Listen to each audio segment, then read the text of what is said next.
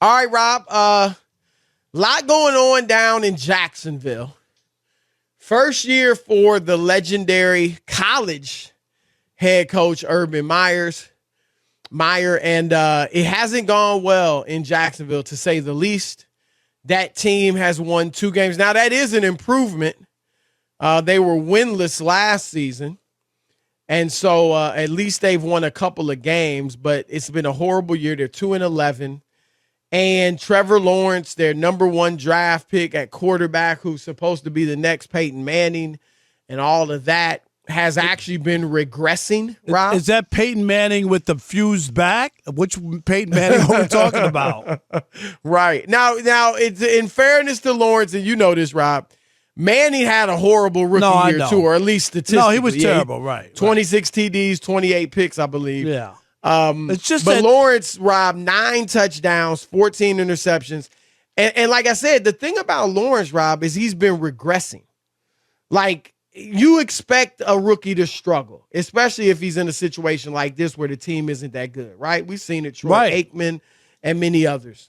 But he hasn't really gotten better as the season's gone on. Rob, in his last six games, Trevor Lawrence has thrown 1 touchdown. That's crazy. In 6 games, 1 touchdown. Guess how many picks? In 6 games, I'll say 10 picks. I'm guessing. Wow. No, 5. Okay, so not that bad. But I think a 6-week period. Yeah. 1 touchdown, 5 picks. Now, 4 of them came yesterday against Tennessee, but still. Yeah. No, I got it. So he hasn't really been doing that much at all. No. And you look at the coach, for that. And here's the thing. So stories came out over the weekend about tension between Urban Meyer and his coaching staff and Urban Meyer and the players. And we heard rumblings about this earlier in the year, Rob. But this recent story on NFL.com said that Marvin Jones, the wide receiver and well-respected leader in the locker room, actually had a verbal argument with Urban Meyer at the facility. Jones had actually left the facility and wouldn't come back. Had to be coaxed into coming back. Right, by the assistant coaches. James Robinson, who is a good running back, was benched for a couple games ago. And they didn't know why. The players were mad. Well, he fumbled. Right. He fumbled. Right. And Urban Meyer, that's his rule, which is fine. But the problem was this. Carlos Hyde, who played at Ohio State for Urban, he fumbled too. And he played. And he continued to play. Now, there you go. And Trevor Lawrence came out, Rob, and was like, hey, and I agree with Trevor. James Robinson looks like their best player, especially on the offensive end. But if you're going to do that, Chris, you got to be consistent. Absolutely. Because players know that, and they're going like, he's got a favorite because he played at Ohio State. How come he's not sitting out? Or he ain't playing? And you lose some credibility with people when you play favorites. And Urban, go ahead, Chris, because I'm going to make the case. Well, I was going to finish the just the last thing in this story is that he had a meeting with his assistant coaches, his staff, and he said, he was talking about how they're struggling, they're losing. He's like, I'm a winner, and you guys are losing. Now, this is according to the story. You guys are all losers, and had them, Rob, according to the story, defend their resume. In other words, like, where have you won at? What was your record at such and such a play? That type of thing. And he addressed it yesterday, Rob, and here's what he said. What's the answer? Start leaking information or some nonsense? No, that's nonsense. That's garbage. That's once again, I've been very blessed. I've not really dealt with that. I've not dealt with, well, did you hear what he said? What? No, let's improve on offense and get our quarterback in a position to be successful. That's our focus. What someone's brother said or someone said, that will occupy very little of my time. And if there is a source, that source is unemployed. I mean, within seconds, if there's some source that's doing that. All right, Rob.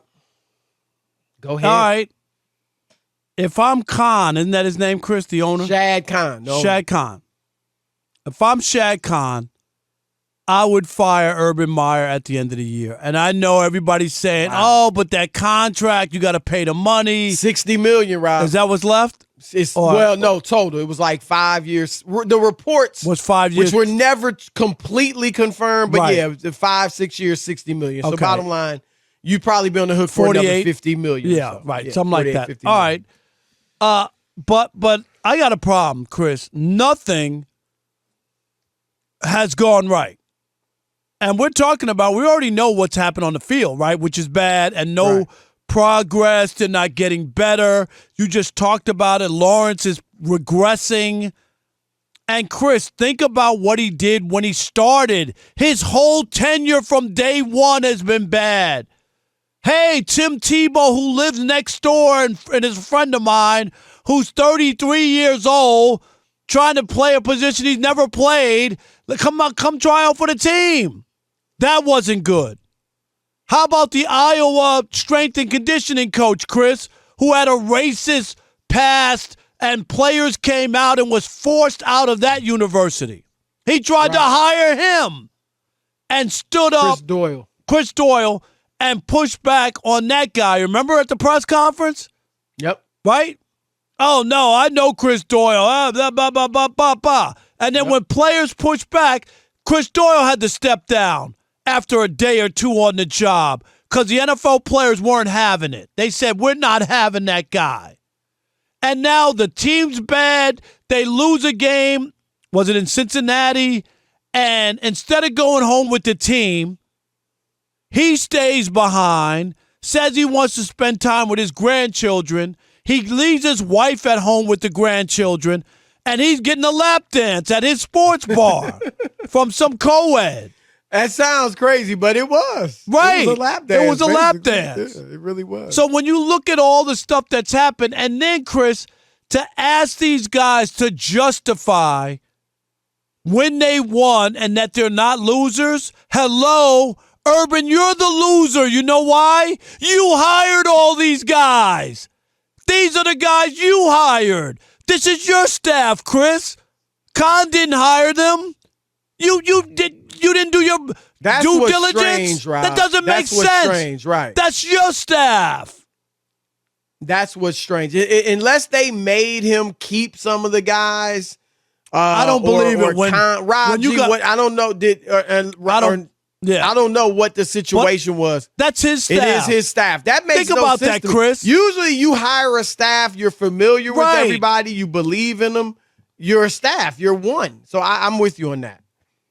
I think this has been a disaster. The whole, from day one with the Tim Tebow all the way down to calling the assistants losers. I mean, what? It's not like they got some progress going or you see something happening.